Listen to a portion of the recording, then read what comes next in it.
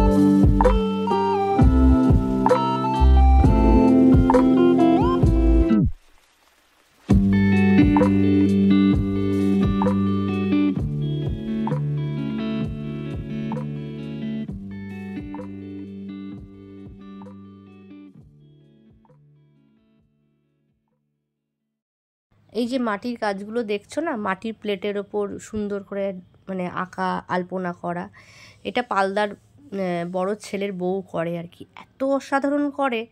তা ও বলছিল আর কি এগুলো খুব চাহিদা এখন মার্কেটে আর কি, ওরা এগুলো করে খুব সুন্দর। দেখো, তোমাদের দেখানোর চেষ্টা করেছি।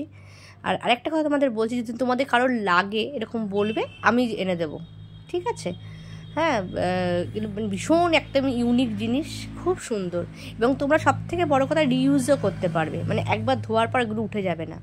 আর সুন্দর বেশ সাজাতে, মানে সাজানোর জন্য খুব ভালো লাগে দেখতে।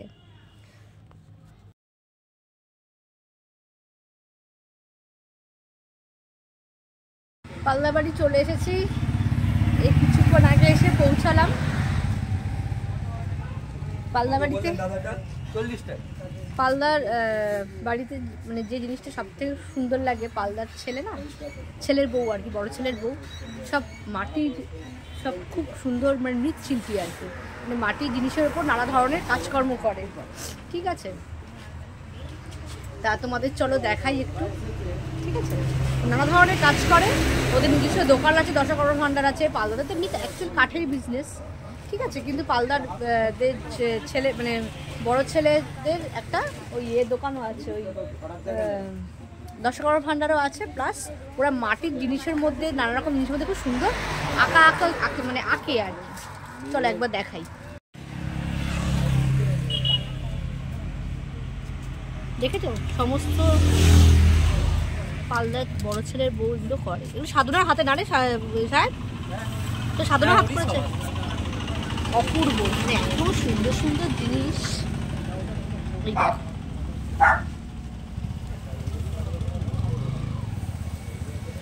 এই যে এই থালাবাটি গ্লাসগুলো খুব চলে আর কি। দেখো ওদের একটা নিজস্ব এরকম ছোটোখাটো দোকান আছে। চলো ও কাজ দেখো এইখানটা নানা ধরনের এগুলো সমস্ত প্রসেসিং করে করতে হয় আর কি। ও কাজটা ও যে কাজটা করছে তোমাদের দেখাই চলো।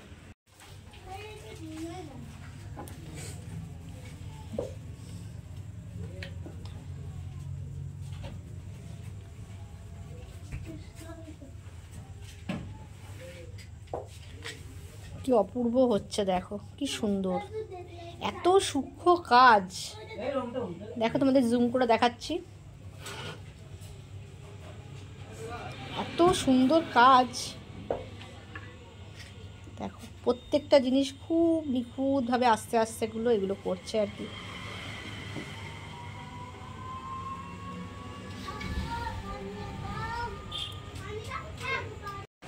এই যে এগুলো সমস্ত করা আছে, মানে এইগুলো রং করেছে, এগুলোর মধ্যেও কাজটা হবে আর কি।